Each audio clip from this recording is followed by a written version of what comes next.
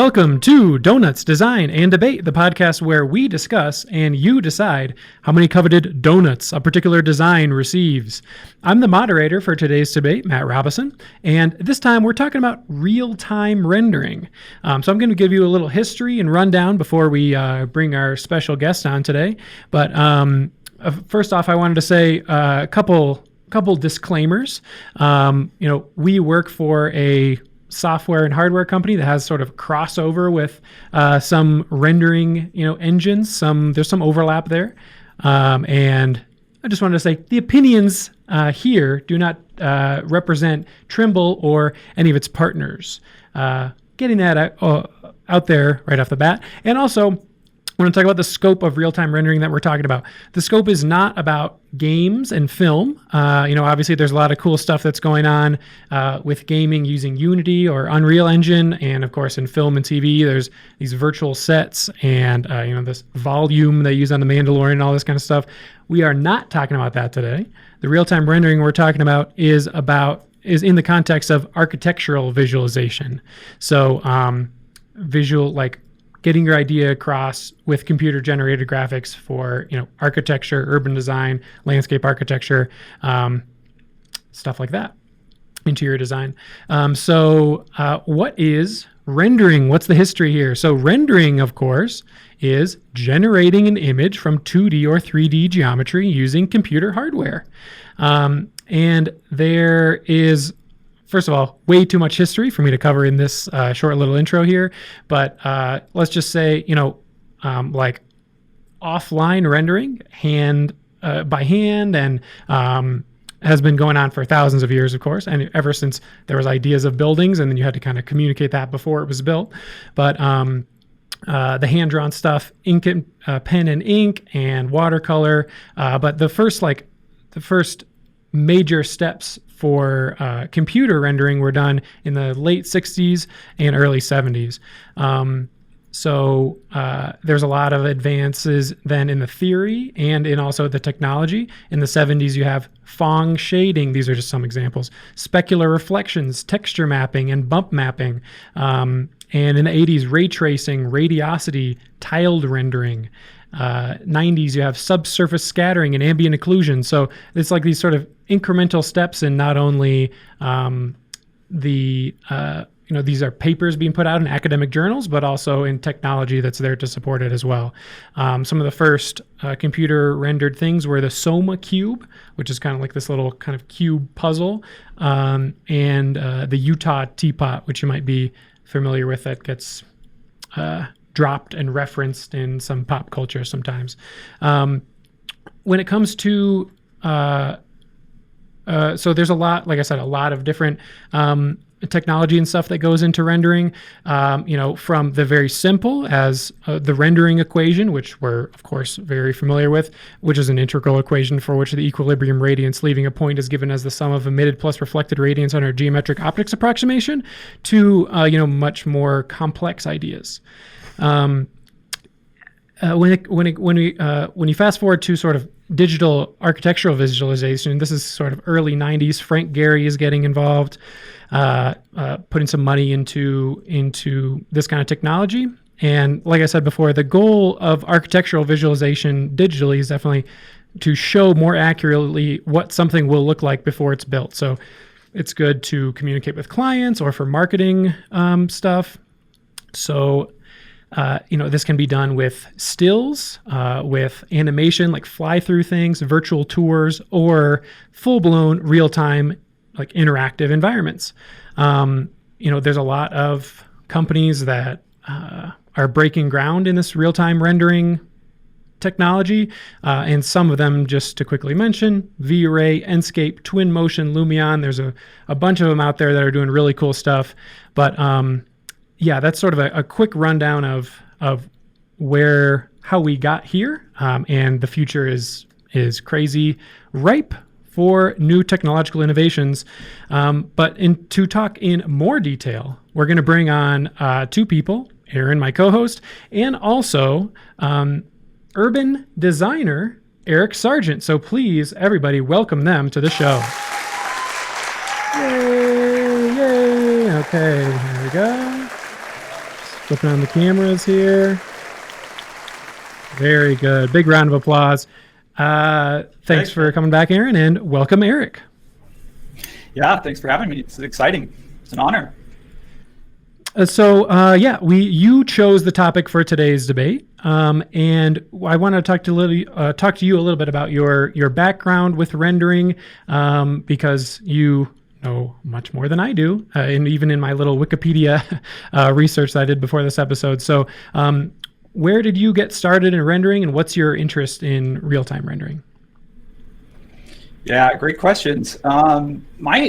First of all, rendering started kind of along with my journey into SketchUp. It was back in 2006. I started with SketchUp in landscape architecture undergrad. So it was basically, we were doing everything by hand, everything on paper. This is 2006, and I know it wasn't that long ago, but long enough now that it's like, that's how we did it. Everything by hand, trace paper. And this little program called SketchUp was still relatively new. It's been around for a few years, but it was still relatively new in our field at the time. And I started playing around like, hey, we could actually do this in 3D. And then I can draw over the top of it. So still combining the hand drawing aspects, but now bringing in 3D. So I'm going to skip a bunch of process or time and then close that gap by saying that as my career in landscape architecture and urban design evolved, I found that landscape was always really difficult to have renderers do right. Architects have been rendering, I think, longer than landscape architects. I think that they are, give them some credit here, they're usually ahead of the curve. Landscape architecture tends to follow.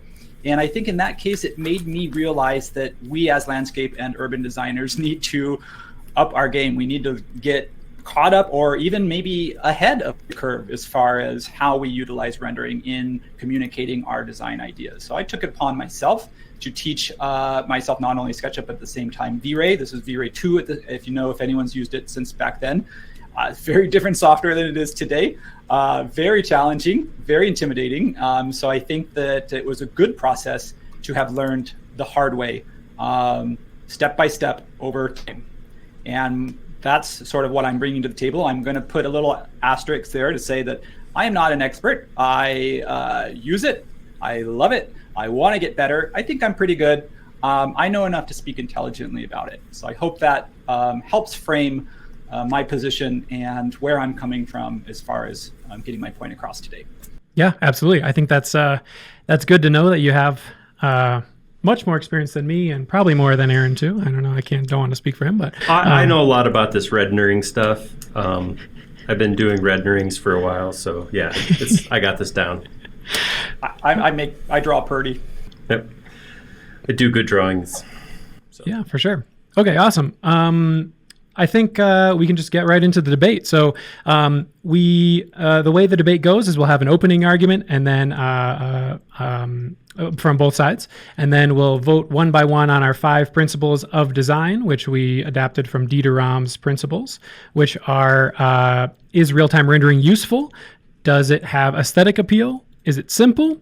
Is it environmentally friendly? And is it honest? So that'll be the voting towards the end of the episode. But for now, like I said, Eric picked the topic, and he also picked which side he was on, and he is on the con. He thinks real-time rendering is not good design. So that means that Aaron will be presenting his opening argument first. So without further ado, Aaron, why is real-time rendering good design?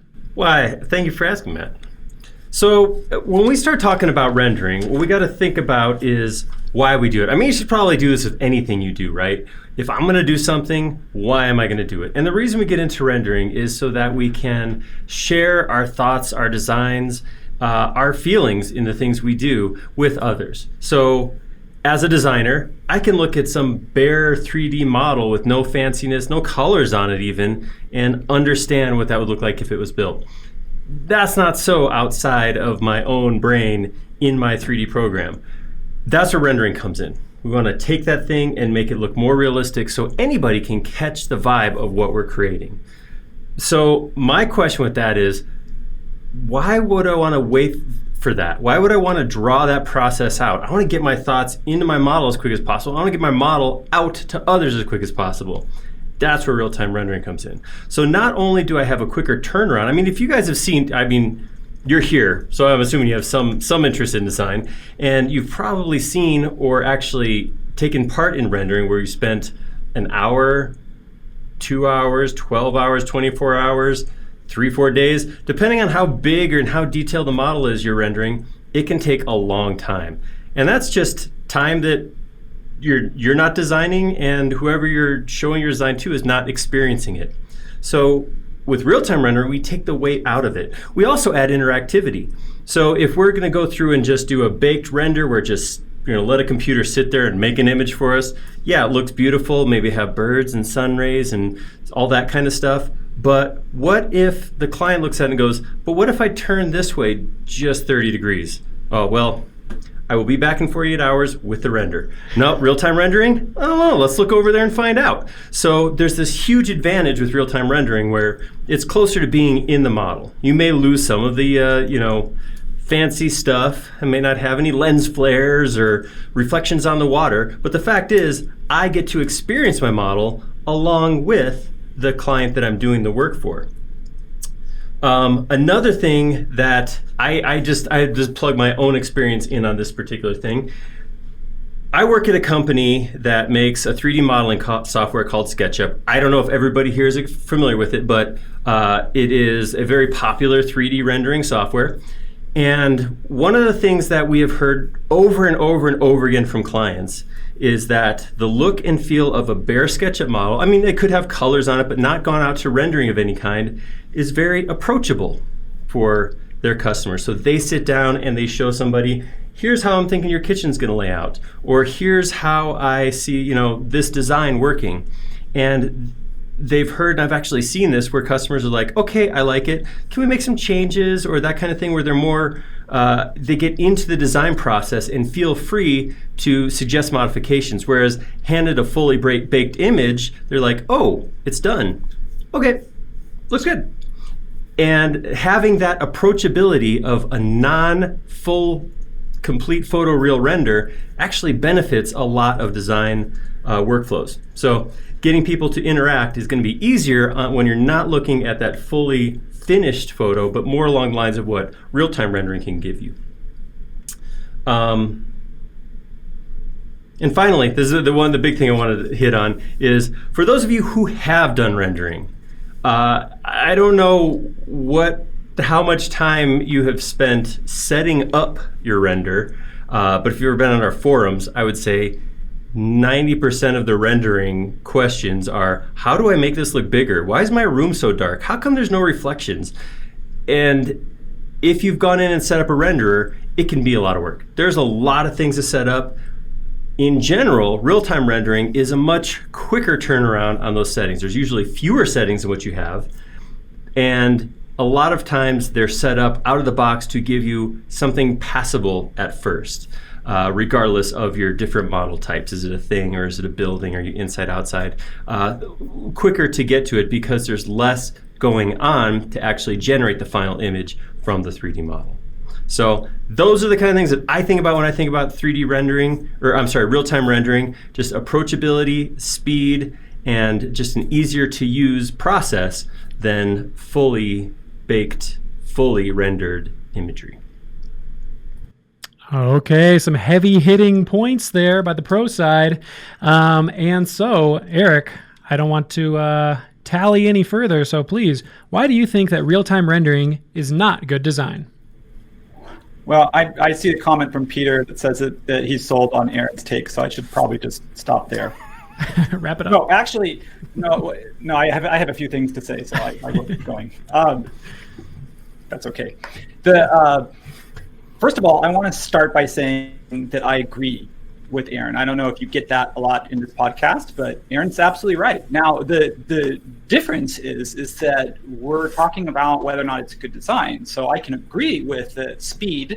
It is more efficient. You can do things quicker. You can get stuff into the front of the client quicker, and it is easier. But my argument isn't that's not true, that it's just that that's not a good thing. And I want to start by just pointing out, I want to try and stay on topic here. I've got three kind of big ideas I want to get across. The first one is that my background's in urban design, and you think about the city itself.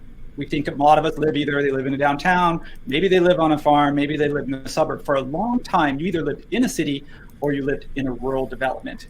The idea of the suburb is kind of a new thing that came with the invention of the automobile, right? The suburb is either it's both city and rural, or you can look at it the other way. It's neither. It's indecisive. It's kind of a boring place. I think that real-time rendering is in that neither zone. It's neither photorealistic, nor does it have the expressive, time-honored, traditional, labor-intensive craftsmanship of a really good like hand or watercolor artist. It's kind of in this nebulous zone where it's almost photorealistic, so I want to like it, but I don't really know. The fact is, I can see that it hasn't quite gotten to where it's supposed to be.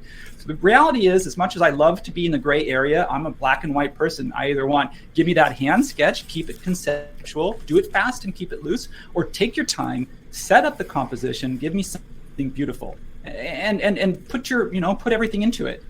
On that same note, less time is true, but less time, what does that usually mean? It usually means that you can do more with less time. More in rendering terms means more views. So what I've seen in my experience in the industry is that you'll get these young kids that are like kicking off maybe 30 different views. Here's from up here, and here's from down here, and here's what a snail sees, and here's what the back side of the building looks like. And the reality is that more does not always equal better. Fact is, I would take one or two really great composed, I see Tyson's comment, with sun rays, birds, and lens flares. I would take one or two of those over 20 kind of half-baked or half-thought-out real-time screenshots.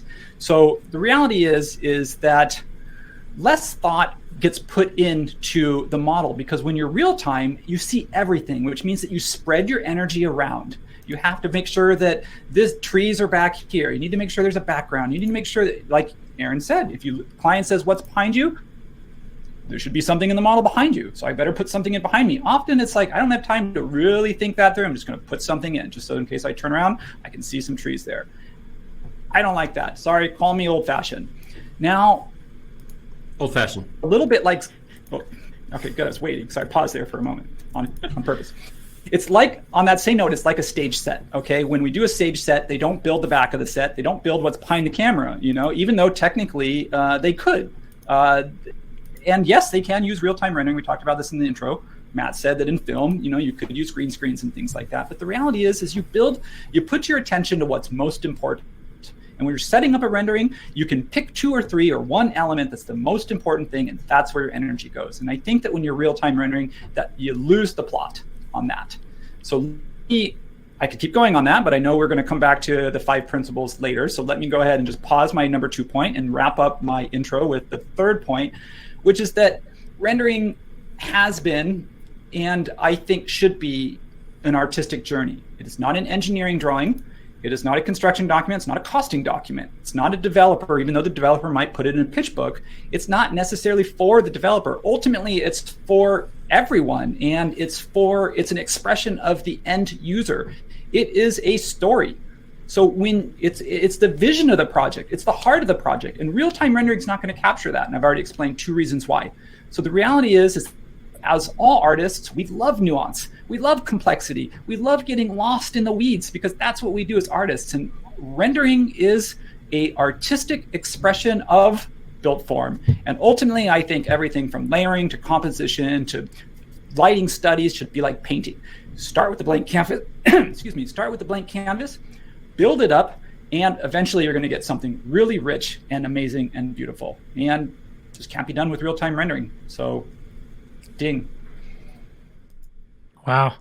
Yeah, I like it. Going for the emotional side, the craftsmanship, and the dedication to what you want to communicate. I like that. Aaron, of course, hates it, and I want to hear why. So, Aaron, what do you have to say in a rebuttal to Eric? I mean, I appreciate the art that is rendering, and it is an art form, and I'm never going to say, it's not something that people just hop in and, boom, photorealistic. It is an art. You have to put time, energy into it. But I would say a majority of the people who are creating those images, while they may have artistic leanings, are in business. They need to get work done. They need to turn it out. And if that means they can get 10 times as much work done, but it's a slightly lower level of detail and don't have quite the same artistic flair, I'd say you got to lean towards rendering in that case, or real time in that case. Just can't get behind a business tool where you're leaning into it for artistic purposes. Eric, what do you think? Oh, okay. Well, I think I'm going to go back. I'm going to kind of reiterate my point is that, and I see I'm reading the comments too, getting approvals faster. The fact is that if it doesn't lead to a better idea, a better vision, better design, and a better story for the end user, then I don't think we should be getting approvals faster. Ultimately, I think we're building way too much mediocre architecture in the world today. And while it seems like a good thing, it's job creation. I know we can argue that as a different podcast. It's a good thing. More houses for more people, more buildings. I'm not sleeping out, in the woods or whatever. But the reality is that from a design perspective, just getting stuff done faster doesn't make for better design. We've got these traditional cities that are just beautiful. That's where people go on vacation. That's where people take pictures of. Of course, now we have these little selfie museums and things that people go there to take pictures. But traditionally, we would go to these small towns and villages, and we would look at the craftsmanship and the detail. They thought about everything, where the view terminates. All of that stuff means that that's where we live. That's the space we're going to occupy at the end of the day. We are not just building a rendering, and the rendering is the end thing. It's not the end in itself. It's going to eventually get built. That's the goal of architecture and urban design. It's going to get built. Somebody will live there. And we should be doing everything we can from the very beginning of our process to put that level of thought and craftsmanship. And to wrap up on that note, I want to say that imagine an art student saying, I'm going to art school for art, but I don't have the skills for art. So I'm going to take, instead of doing a painting for my painting class, I'm going to take a photo, I'm going to put it in Photoshop, and I'm going to run a oil paint filter on it. The reality is the result might not be that different from if I spent 40 hours or 80 hours or 100 hours doing watercolor. Yes, you did it in 2 seconds and I did it in 100 hours, but ultimately there's something to be learned in that process of putting the paint, holding the brush, paying your dues. And I think that that's a good thing for both the end result and I think for the person doing the work itself. We should be celebrating that, not shying away from it. All right. That's it? Okay. Cool. Well, compelling I don't argument. know. I was waiting for my cue to say whether I should be cutting it out or extending. No, that's perfect. Yeah. We'll get into the voting. I didn't know if Aaron wanted to tack on a pithy remark or anything like that, but I'm good. Yeah. No pith here today. Yes. No pith. I'm pissed off. Love it. Okay, we are on to the voting. So, as I mentioned before, the poll will pop up in the bottom for the live audience. If you're listening later, watching on YouTube, sorry, you got to join live if you want to vote and let your voice be heard. But so the polls will pop up one at a time, and our debaters will talk over each individual principle of design. So the very first one we're going to vote on for the donut is real-time rendering useful? And Aaron, you're going to go start. 1 minute. Why is real-time rendering useful? Absolutely. I mean, it's probably the biggest point in my argument. It is time saving. It is easier to set up. It is more available, accessible, and you're going to get work out of it quicker. You're going to turn it around faster. If you're looking for a useful tool, and I'm separating that from art. I mean, pretty is one thing. Useful is the opposite. I'm going to stick with that. Useful here, artistic here, where we're talking one or the other. Useful, it's hard to argue that getting stuff done quicker and easier is anything but useful. Eric, what do you think? This is one of those cases I hope I'm not hurting my own argument here, but I'm going to agree with you, is that there is some use, there is some utility to real-time rendering. I mean, I'm a pragmatist, so as much as I enjoy the art, I understand that, our job's our job. We do want to embrace and experiment with new technology, and ultimately there are, and I'm going to say limited situations that real-time rendering early in the design process, whether you're just wanting to check a material or check a lighting or just snap a view off to sketch over the top of, there is some limited usefulness earlier in the process.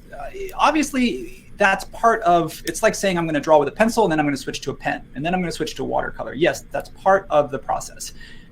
Now, going back to the intro, that for most people, that's the whole process. So I want to say that no, if you're thinking about it from an entire process. Yes, if you're going to accept it for just a piece of the process and understand that what its limitations are and work within those. Okay, a thoughtful argument there, but I think you lost on that one, unfortunately. Real-time rendering useful? Yes, one donut in the bag. Okay, on to the next poll. Does real-time rendering have aesthetic appeal? Eric, you'll start this one. No, of course not. I mean, Aaron said this too at the beginning. He said that, no, it's not going to get the photorealistic look. You're sacrificing speed for aesthetics. The reality is that the way the engines use GPU or CPU, it computes it different. They're not like saying it's two different things. So the reality is, it's like I said, it's used for two different purposes. So if you're looking for aesthetic appeal, you're not going to get there. That doesn't mean, like, if you look at game art, speaking of games, you can't have a beautiful game using real-time rendering. But ultimately, no, it cannot get to the same level. And if you ever look at a side-by-side of the same model rendered with a game engine or a ray tracer, you'll see the same thing, that you'll see the difference yourself. All right. I mean, I've made this argument before, but beauty's in the eyes of the beholder. I mean, I can't say what's beautiful aesthetically. Yeah, I know. It's because I don't have an argument, Eric. All right, we can move on to the next point. Okay. Eric conceded one. I'll concede one. Yes, looks like no donut. So real-time rendering aesthetic appeal? No, it does not. Okay, cool. I appreciate Aaron's attempt there, because I just gave him that one for utility, and A plus for trying. All right, sorry. Go ahead. Just gonna go back and forth where you both agree on every other. Okay, cool. So one donut so far, but the next point we're going to talk about is real-time rendering simple, and Aaron's going to take this one away. Is it simple? Yeah, I mean, so I admit I don't have the experience that Eric does when it comes to rendering. He has done a lot more rendering. He's set up courses on rendering, that sort of thing, but I have used probably a good 10 different rendering engines over the last couple decades, and I just got to say that my experience as a whole with real-time renderers is a simpler process than setting up and making a ray tracing renderer look good. It's a quicker setup process, quicker install, and what you get out of it for the same amount of time invested, I just feel like real-time renderer is a simpler process. Eric? Well, I'm not going to agree this time because I hurt myself on the first time. I will say though that if you want to say that I'm only taking a piece of a bigger puzzle, then yes, if I only took my drawing to so far, that's a simpler process because I'm not taking it as far as I could or should. So as much as I might want to say yes, it's quicker to get started, I'm going to go with no on this one.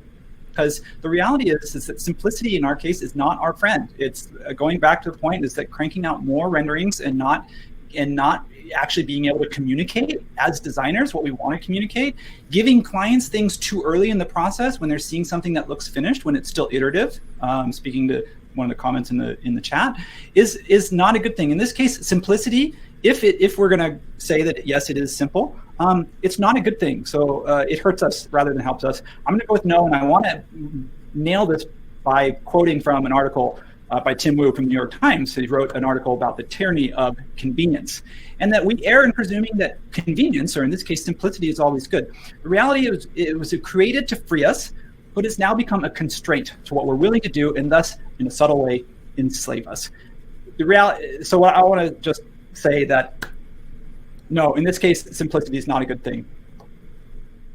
Yeah, hey, you swayed me, but the audience is unfettered. Simple, yes it is. Okay, we're on to the next voting point. Is real-time rendering environmentally friendly? And Eric, you'll kick this one off.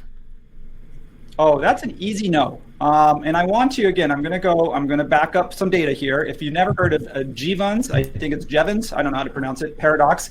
It basically means that when technological progress or increases the efficiency of which we use a resource, if you think about the efficiency of rendering, meaning that we can render, let's say, instead of doing one a day, we can render all day long. We can just leave our rendering window up as we model if we want to.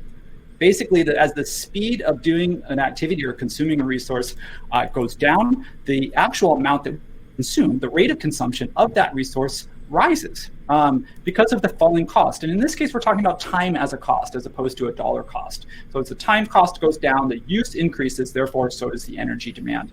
And we know that, again, even if you want to make the argument that a GPU is more efficient from an energy standpoint than CPU to get technical with the differences between real-time and ray tracing rendering applications.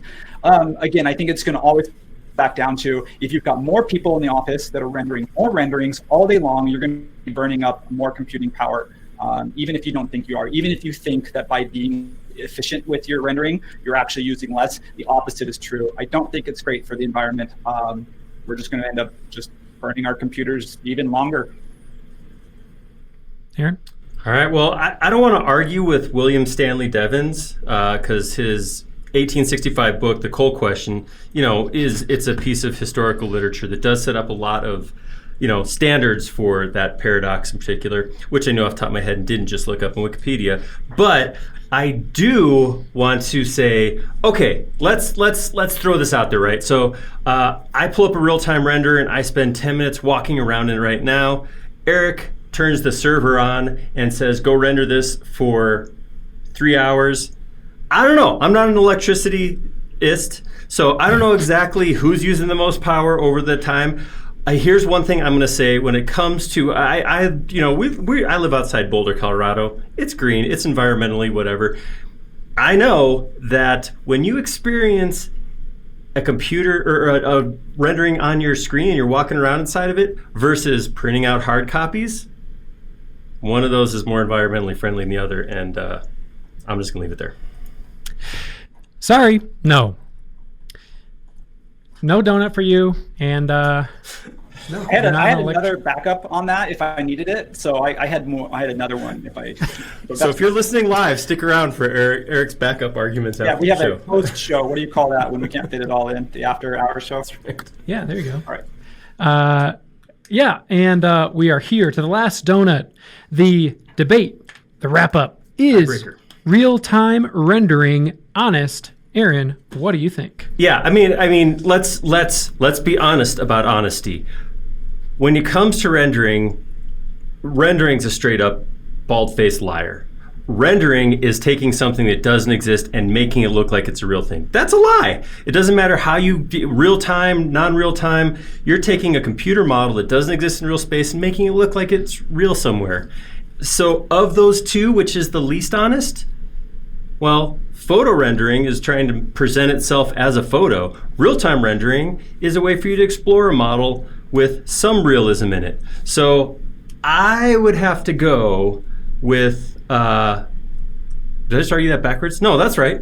Yeah, real-time rendering is being honest about presenting you with a 3D model with some realism to it, and I think it's more honest than a photorealistic rendering attempt. Eric? I don't know. I think that's I don't agree. I think that I'll agree that all visualizations in general are a representation of an idea. So I think that we do take some artistic liberties. So give you that. But no, ultimately the real-time rendering is not honest. What you're going to find, if anything, it's homogenized. Your design versus my design is they're pulling from the same material libraries. They're pulling the same sky domes. Ultimately, wherever you are in the world and whoever you are as a designer and project you're working on, if you laid all of the exports out on the table, they would look like they're done by the same person. They'd look like they're sitting in the same part of the world, and they'd look like they're maybe even part of the same development. Ultimately, that's not honest because it's not representing things like culture, context, climate, and then of course, the personality of the client and the artists themselves. No, it's not honest at all. And also with ray tracing, knowing that you can achieve photorealism, of course it does take that extra step. You can get to honesty if you're willing to sit there and say, this is where the sun's going to be, this is where the sky dome, which reflects that kind of light, that was actually taken in Iceland as an HDRI, if that's where your project is, you can get there. So even if it takes an extra step, if you wanted to accurately represent something, if that was the goal, was to represent something as accurately as possible, you cannot do it with a game engine renderer. That's why it's a game engine renderer. It's always going to look like a game engine renderer. You can't, no way around it. So honesty, no, sorry. Oh my gosh, wow, it was so many lead changes going into the stretch here, but the final call was yes, it is honest. Woo! So that leaves real-time rendering with 3 donuts. 3 donuts for real-time rendering. Now, before we say goodbye today, Eric, is there anything that you want to plug? Anywhere people can find you online, or anything you want to point people to after this show today? No, I try to hide online as much as possible. So don't come looking for me. I will plug the SketchUp Forum, to be honest with you. If you go to the community forum, I try to support as much of our V-Ray users. I'm not trying to single out V-Ray, but obviously it's part of the studio bundle. So for those people who do use V-Ray, that's what I use. So anyone who's got a technical problem, post it and we'll see what we can do. Also, I'd love to share work. So if anyone just got something they want to post and say, what do you think? Or I'm really proud of this, post your work and start a discussion. I'd love to see it. Okay, sounds great. Thank you. And thank you for joining us today. It was a fun debate and we were happy to have you. So thanks for stopping by. Yeah, I'm sorry I lost, but it was. I learned a little bit in the process, so isn't that what we're all here for? So thanks for having me. It was a good time. Absolutely, yeah, spread some knowledge. Okay, cool. So on behalf of all of us here, I want to say thanks for listening, thanks for watching, and we'll catch you next time. See ya.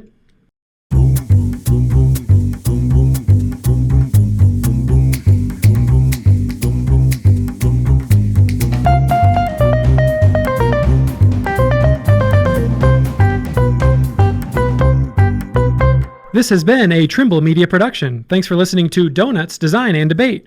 If you have an opinion about our topic today, or if you have an idea for a future debate, we'd love to hear from you. Send us an email at donuts@trimble.com. Hey, and if you got a designer friend who you think would enjoy the show, go ahead and share this episode with them. Thanks again for tuning in, and take care.